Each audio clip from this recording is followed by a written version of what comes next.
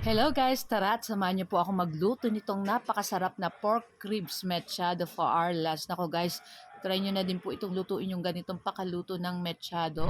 Ay napakasarap talaga nito guys. Talagang magugustuhan na naman ng inyong mga anak at lalo ng inyong mga pamilya. Nako, so tara na guys at samahan niyo po ako magluto and enjoy watching na rin po. So ayan na nga at nagpainit na ako dyan guys ng ating ah, pan at naglagay na tayo dyan ng mantika at pag mainit na, ipa-fry lang natin dyan yung ating patatas at yung ating carrot. So gumamit lang po ako dyan ng 2 pirasong patatas at isang large na carrots. Ayan. At pagka nag-brown-brown na yan guys, ahunin na natin yung ating patatas at carrots. I-next na natin dyan yung ating hotdog guys. So, i-slice ko lang po yan ng ganyan. So, kahit ano pong slice ang gusto nyo. So, yung ating hotdog dyan guys, may cheese flavor po yan. So, pwede naman po kahit walang cheese flavor or kahit anong brand ng hotdog ang gamitin nyo, pwede naman po yan. Ako, nakakapadagdag lang po ulit talaga to ng sarap dito sa ating lulutuin na pork ribs mechado. So, ayan na nga at luto na yung ating hotdog. Ayan, ngayon naman, ang ipa-fry naman natin dyan is yung ating pork ribs na pig-marinate ko yan guys sa toyo at kalamansi at paminta. So, gumamit lang po ako dyan ng 3/4 na pork ribs. Tapos, binabad ko lang po yan sa 3/4 na cup ng soy sauce, saka 6 na pirasong kalamansi, tapos paminta. So, ayan na nga. At pag nag-brown-brown na yan, guys, so babalik-baliktadin lang natin yan dyan, guys. So, yung mga ganito na color brown, ayan, pwede na po yan. So, igilid na natin yan dyan, guys, at maglagay na tayo ng butter or margarine. So, kung wala po kayong butter at margarine, okay lang naman po.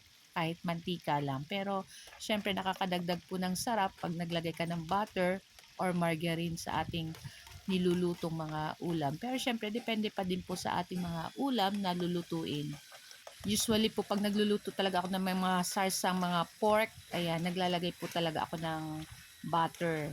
Kasi nakakadagdag po siya ng linamnam o sarap sa ating mga niluluto mga ganitong klaseng ulam. So yun na nga guys, at naglagay na ako dyan ng tomato paste. Ayan, pwede po kayong gumamit ng tomato sauce kung ano po yung available sa bahay nyo. So ito po is yung natira ko pang tomato paste na nilagay ko lang sa ref. Syempre, hindi naman po yan kaagad-agad nasisira.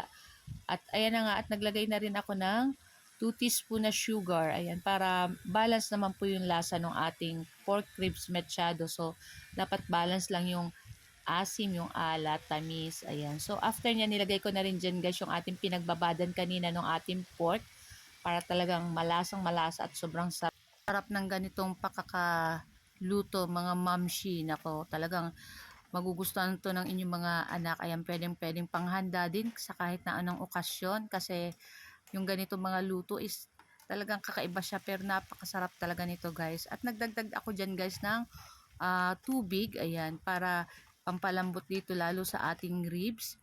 So, ayan na nga. At papakuluan lang natin yan, tatakpan lang natin yan guys ng mga ilang minuto.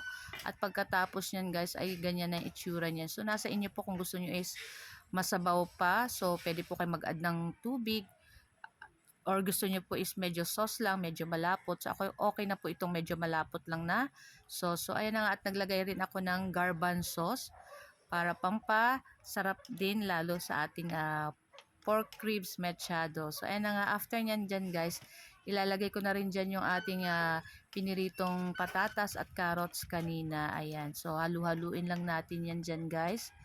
So, kayo na pong bahala mag-ano ng dagdag kung sa panlasa nyo may mga kulang pa. Syempre, iba-iba po tayo ng mga panlasa. Syempre, yung iba minsan gusto matamis-tamis, yung iba ayaw naman. So, yun na nga po. Iba-iba tayo ng ating panlasa. Pero talagang tayong mga Pilipino mahilig sa masasarap na pagkain. So, ayan nga at nilagay ko na rin dyan guys yung ating hot dog.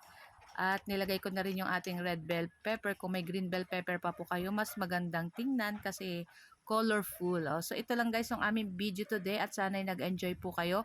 Huwag niyo po sanang kalimutan mag-like, comment at pa-share na rin po ng ating video. So guys, tara na at samahan niyo po kaming mag-lunch ng aking 3 sons. Thank you for watching and see you next video again. Ciao!